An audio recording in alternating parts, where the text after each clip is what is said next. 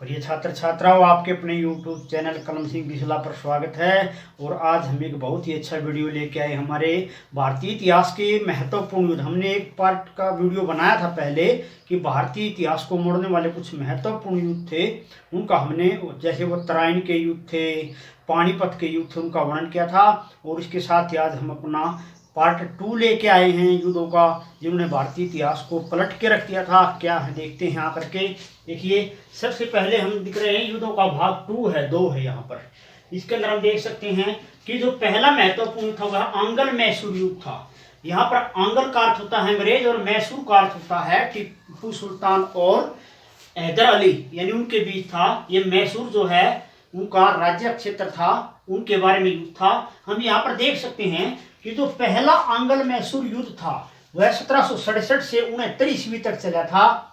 और अंग्रेजों की तरफ से उनका वेरेलस्ट और हैदर अली, यानी इन दोनों के बीच में हुआ था। और उसके बाद जो है इस युद्ध के अंदर हैदर अली की जो है विजय हुई थी। अंग्रेजों को हार का सामना करना पड़ा था पहले आंगल मैसूर युद्ध में, और उनके बीच मद्रास की संधि हुई थी। और उसके तहत दोनों सेनाएं अपने अपने भागों में पीछे हट गई थी, यानी हैदर अली भी अपने क्षेत्र तक लौट आया था और अंग्रेज भी अपने क्षेत्र में लौट गए थे। ये हम यहाँ बता भी देना चाहते हैं कि जो हैदर अली था वो 1761 में उसने मैसूर राज्य की स्थापना की थी। वह एक नंजराज, यानी नंजराज नाम का एक शासक होता था, उसकी सेना में सेनापति था वो। और उसके बाद जो है उसने उसके साथ धोखा करके, गद्दारी करके नंजराज के साथ मैसूर राज्य के ऊपर कब्जा कर लिया था हैदर अली ने, और वह एक तरह से मैसूर का शासक बन बैठा था।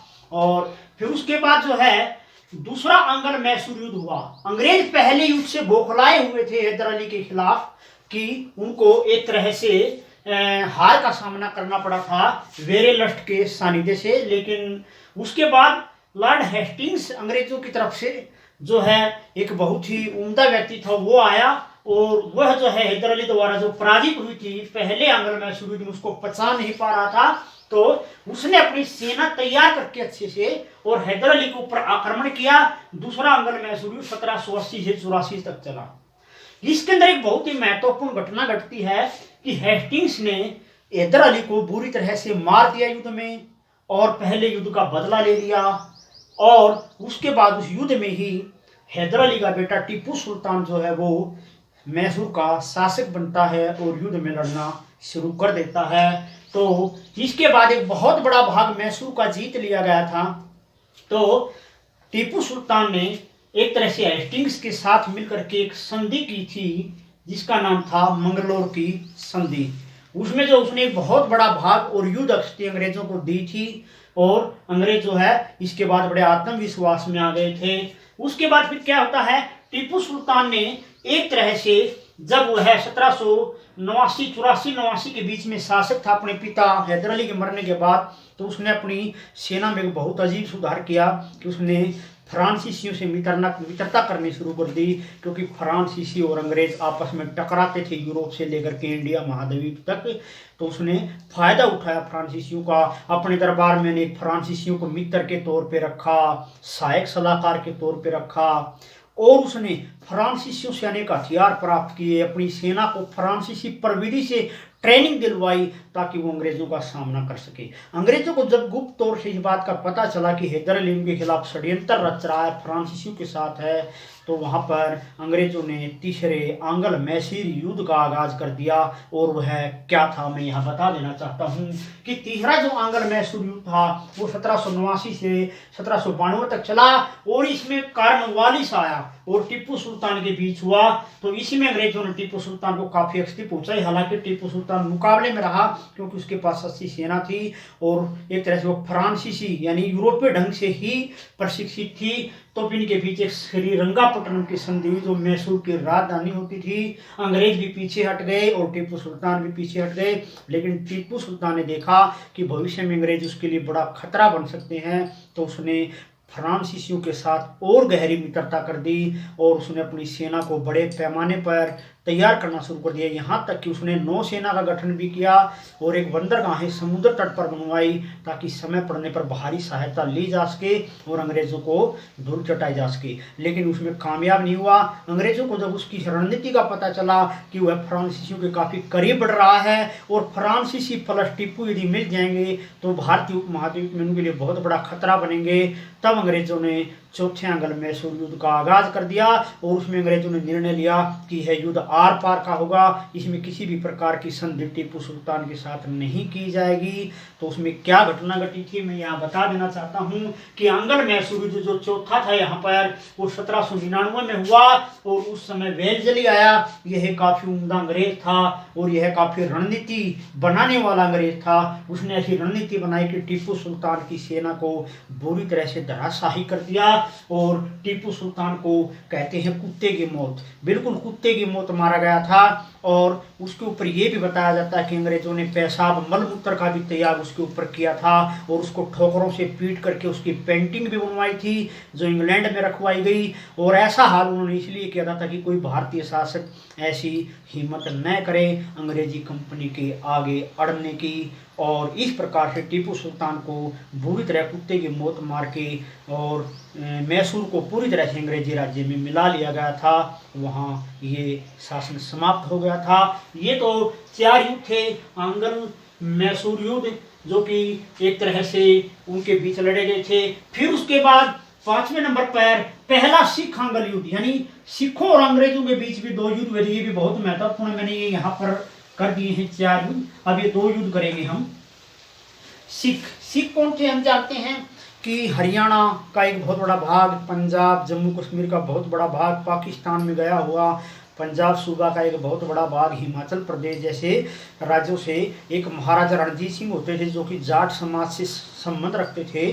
वो बहुत ही उम्दा बड़े ही वीर राजा थे और उन्होंने जो है पंजाब में 14 मिसलों 12 से 14 मिसलों को मिला करके एक राज्य की स्थापना की थी और शुक्र चकिया मिशन से वो संबंध रखते थे और बड़े वीर थे। उसने भी अपनी सेना ऐसे तरीके से प्रशिक्षित की कि यूरोपीय ढंग से, जैसे उसके पास एक बहुत बड़ा उम्दा तोप खाना था जो बैल द्वारा खींचा जाता था, बैल उसको खींचते थे, जिसे ऊंची पहाड़ियों पर, मैदानों में, रेतीले इलाकों में, कीचड़ भरे क्षेत्रों में कहीं भी तोप खाने को वो ले जाता था सामना करने के लिए। जब तक महाराजा रणजीत सिंह पंजाब का राजा रहा तब तक अंग्रेज या किसी भी शासक ने उसकी तरफ आंख उठा करके नहीं देखा।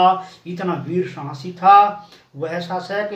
और एक और बात मैं यहाँ पर बता देना चाहता हूँ कि जब महाराजा रणजीत सिंह शासक था, यहाँ पर मैं एक बात बता रहा हूँ, ये सिख आंग्ल युद्ध था यानी 1845 से पहले जब एक तरह से वो याद शासक था तो 1813 के अंदर जो महाराजा रणजीत सिंह था, कोई शाह शुजा दुर्रानी नाम का एक ईरानी व्यक्ति था जो कि कोहिनूर हीरा, जो कि दुनिया का सबसे प्रसिद्ध हीरा माना जाता है, वो शाह शुजा ने खुद आकर के सिर झुका करके महाराजा रणजीत सिंह के कदमों में और वो हीरा जो है उसको भेंट किया था। इतना खौफ था मुगल यानी मुस्लिम साम्राज्य तक महाराजा रणजीत सिंह का कि वो कोहिनूर हीरा देखी कहाँ से आकर के उनको भेंट किया गया था, जो कि दुनिया का सबसे महंगा और बड़ा ही दुर्लभ हीरा माना जाता है।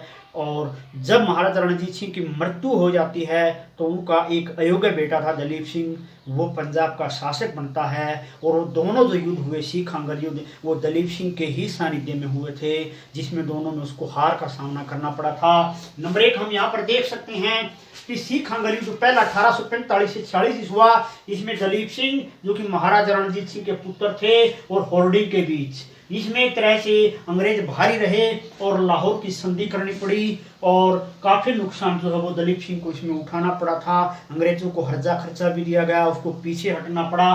फिर भी अंग्रेज जो है चाहते थे कि पूरे भारत पर उनका अधिकार हो और उनको पता चल गया था कि दलीप सिंह एक काफ़ी अयोग्य विलासी शासक है, उसको हराना बिल्कुल आसान है। तो उन्होंने कुछ समय के बाद सिख अंग्रेज युद्ध दूसरा, यानी ठीक 2 साल के बाद 1848-49 में छेड़ दिया।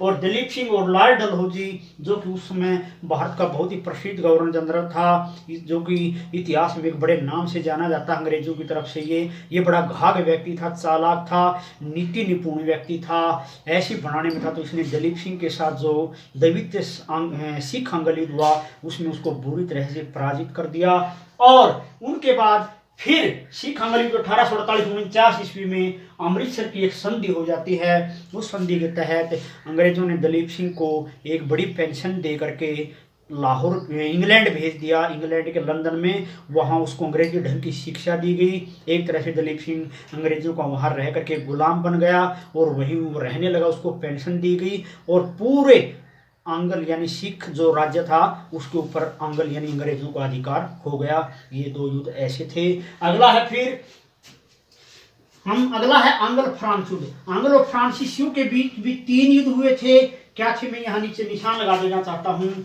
कि फ्रांस का था है फ्रांसीसी भी कह सकते हैं, आंग्ल फ्रांसीसी युद्ध सब में मैंने जगह की कमी से इसको लिखा है, या इसको यूं भी कह सकते हैं कर्नाटक के युद्ध, यानी तीनों युद्धों को हम कर्नाटक के युद्ध भी कह सकते हैं। लेकिन इतिहास में प्रसिद्ध यही है कि आंग्ल फ्रांसीसी युद्ध प्रथम कर्नाटक में ये 1746 से 48 ईस्वी के बीच हुआ था। और मैं यहाँ पर एक बात बता देना चाहता हूँ कि भारत के अंदर ईस्ट इंडिया कंपनी 16 ईस्वी में आई थी। उसके साथ साथ अनेक फ्रांसीसी कंपनी, डच कंपनी, पुर्तगाली कंपनी, जो अनेक कंपनियां आई थी जो कि भारत में अपना साम्राज्य स्थापित करना चाहती थी। अंग्रेज देखते थे कि एक डुप्ले नाम का बहुत ही योग्य अधिकारी था फ्रांसीसियों का जो भारत में आया, और अंग्रेज देख रहे थे कि यदि डुप्ले भारत में रहा तो लगभग पूरे एशिया से अंग्रेजी शासन या व्यापार समाप्त हो जाएगा, क्योंकि वो बहुत ही चालाक और अंग्रेजों की तरह ही नीति निपुण व्यक्ति था। और अंग्रेजों ने फ्रांसीसियों को धूल चटाने के लिए पहला युद्ध शुरू किया था ताकि वो भारतीय उपमहाद्वीप पर एकाधिकार कर सकें। तो क्या था उनका टकराव, देखिए पहला जो आंग्ल फ्रांस युद्ध कर्नाटक 1746-48 ईस्वी में था, इसके अंदर फ्रांसीसी जीते थे। डुप्ले ने बहुत अच्छी रणनीति बनाई थी और अंग्रेज इसमें मात खा गए थे। फिर अंग्रेजों को मजबूर होकर के एक्सला सोपेल नामक स्थान पर एक संधि करनी पड़ी थी, जिससे कि अंग्रेज पीछे हट गए और अंग्रेजों ने झूठा आश्वासन दिया कि वो फ्रांसीसियों के साथ कोई टकराहट नहीं करेंगे। लेकिन हार से अंग्रेज खार खाए हुए थे, तो उन्होंने अंदर खाते दूसरी जो है ना लड़ाई शुरू की, जिसका नाम आंग्ल फ्रांसीसी युद्ध यानी दूसरा आंग्ल फ्रांसीसी युद्ध 1749 में नए सिरे से सेना लेकर के आए। 1749 से चम्मन तक उनके बीच कई सालों तक छिटपुट युद्ध चलता रहा, लेकिन निर्णायक स्थिति पर नहीं पहुंच सका, क्योंकि एक तरह से फ्रांसीसी भी मजबूत थे।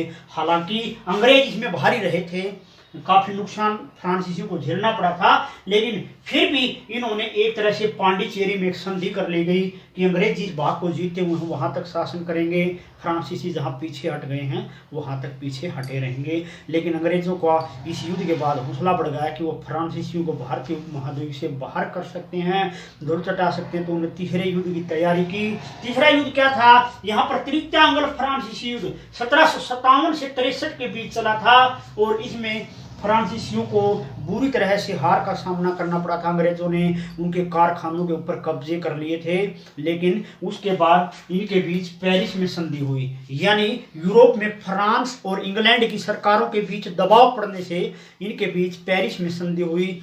और वहां पर ये निर्णय लिए गए कि अंग्रेज फ्रांसीसियों के कारखानों को छोड़ देंगे, लेकिन फ्रांसीसियों के ऊपर कंडीशन लगा दी गई कि वो यहाँ पर अपनी सेना नहीं लेके आएंगे, समूह नहीं बनाएंगे और किलेबंदी नहीं करेंगे। तो फ्रांसीसी से बहुत कमज़ोर हो गए और उनकी भारत में बुरी तरह से कमर टूट गई और वो 2-3 जगह तक सिमट करके रह गए थे। अंग्रेजों का प्रभाव बढ़ता चला गया। तो ये 3 युद्ध थे जो कि फ्रांसीसी आंग्ल युद्ध के नाम से जाने जाते हैं। और उसके बाद फिर आंग्ल मराठा युद्ध हुआ 1775 से 1782 ईस्वी में। इस युद्ध के अंदर अंग्रेजों और मराठों के बीच छिटपुट घटनाएं चलती रही। अनेक स्थान मराठों ने अंग्रेजों को गंवा दिए, लेकिन फिर भी वो किसी न किसी रूप में संगठित होते रहे, मुकाबला करते रहे। अंग्रेजों का हौसला बढ़ गया तो उन्होंने फिर दूसरा आंग्ल मराठा युद्ध 1803 में और 1805 में छेड़ दिया अपनी शक्ति को मजबूत करके कुछ वर्षों के बाद, और इसमें मराठों को बहुत बुरी हार का सामना करना पड़ा। अनेक स्थानों के जो है अंग्रेजों द्वारा जीत लिए गए, और उनके बीच एक बसीन की संधि हुई। इसके अंदर सिंधिया, भोंसले और ओलकर, यानी सिंधिया, भोंसले और ओलकर जो थे वो एक तरह से मराठे थे, और उनको इसमें बुरी तरह से हार का सामना करना पड़ा। हालांकि ये कहा जाता है कि सिंधिया ने मराठों का साथ नहीं दिया था, अंग्रेजों का साथ दिया था, जो कि गद्दारी का काम उसने किया था। और इसके बाद जो है मराठे बिल्कुल बुरी तरह से छीन भिन्न हो गए, वो अंतिम सांसें भारत में गिनने लगे थे। अगला क्या है कि फिर उसके बाद तीसरा आंग्ल मराठा युद्ध हुआ 1817 से 1818 ईस्वी में। इसमें बुरी तरह से मराठे हार गए और अंग्रेजों का लगभग पूरे भारतीय महाद्वीप पर एकाधिकार हो गया। ये युद्ध, आगे युद्ध कौन सा है देखेंगे हम। नंबर 13 पर पहला आंग्ल नेपाल युद्ध, इसका वर्णन करेंगे। यह 1814 से 1816 ईस्वी के बीच हुआ। इसमें क्या था कि नेपाल एक पहाड़ी देश है और अंग्रेज चाहते थे कि नेपाल के ऊपर भी अधिकार हो, लेकिन वहाँ के जो राजा थे उन्होंने अंग्रेजों की कोशिश की उनको रोकने की, लेकिन वो सफल नहीं हुए। उन्होंने नेपाल के ऊपर युद्ध के अंदर 1/3 हिस्सा, यानी 1/3 हिस्सा जो है वो राजा ने अंग्रेजों को देना पड़ा।